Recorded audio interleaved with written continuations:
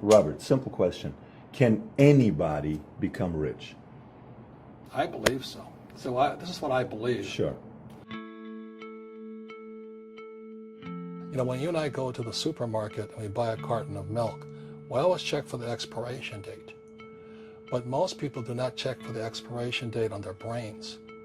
Too many people look at, well, what's going to happen to me? When you look at the big picture, you're also going to know that when something bad happens, something good's going to happen. But you got to prepare for whatever is coming. If you think the next 20 years will be like the last 20 years, you're going to get creamed. In every one of us is a poor person. There's still a poor person inside me. And I still go to the supermarket and say, oh, Crest is on sale or Colgate's on sale. There's also a middle class person. And the middle class person wants security. They want that steady paycheck. And there's a rich person.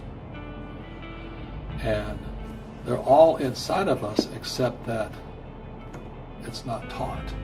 You're taught to go to school, get a job, and get a paycheck. You're not taught to how to get rich. If you read Rich Dad, Poor Dad, my rich dad refused to pay me. He said the paycheck was one of the most damaging things you could take in your life. He says the moment you take a paycheck, you're an employee. And that's the mindset. So my rich dad never paid me. It drove my poor dad, government employee, nuts. You gotta pay people, you gotta pay people. And rich dad was not saying that the paycheck was bad. He says he didn't want to be a slave to money. So as an entrepreneur, if rich dad folded, I just start another company. I don't need a paycheck. I don't need anybody to take care of me. If my government doesn't like me, I move to another country because they need entrepreneurs. So the entrepreneur is not so much the business. The entrepreneur is really the mindset and the skill sets and the different set of rules. You see, I don't operate, small business does not operate in the same rules as big business.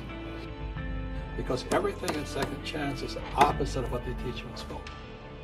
You see that? So why do we keep going to school though, Robert? So now let's do the alternative. Here's a devil's advocate question for you. So let's say if everything they teach you in school doesn't work, what if we get rid of school? Then what would happen? Would it be better if we had no educational system at all? No, I'm saying education is more important than before. It's just obsolete. There's Moore's Law, which states information doubles every 18 months. In other words, everything's obsolete 18 months. So, and this is just a recent phenomenon. So when you come out of school, you're already obsolete. And that's why I'm the old guy, I meet my friends who went to Harvard. I went to Harvard. I said, yeah, that was how long, 50 years ago? We talked about earlier, when you go to the supermarket, you buy a carton of milk, the first thing you check for is the expiration date. If the expiration date, let's say it's March 1st and it's already July, you better not drink that milk. Sure. The same thing happens inside our brains, is when we have obsolete ideas, we get obsolete results.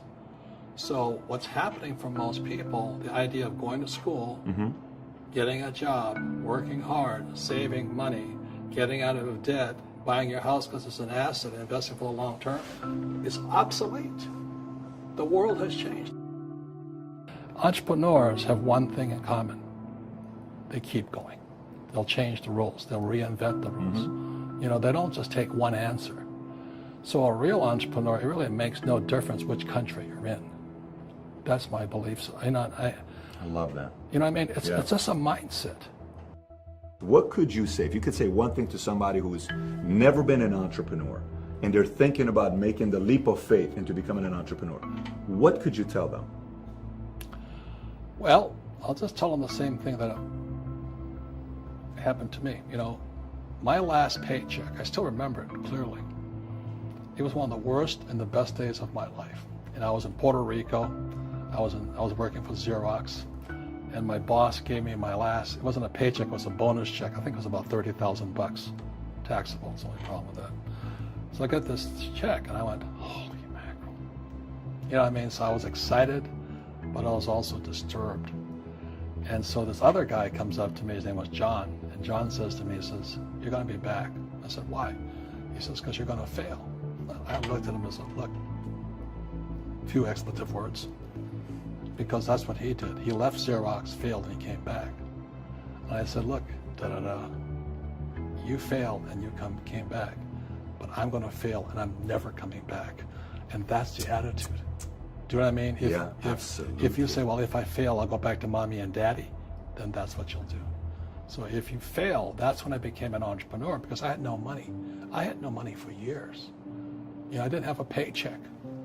But that's what my rich dad encouraged me to do. He says, when you don't have this paycheck, you get hungrier, smarter, and it's a test of your character. Will you become a crook? Will you become dishonest? Will you cheat and steal? Or will you become a better human being?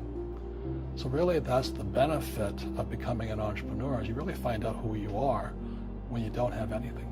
If you're an entrepreneur and you're going to be a big entrepreneur, leadership skills and communication skills are more important than a law degree.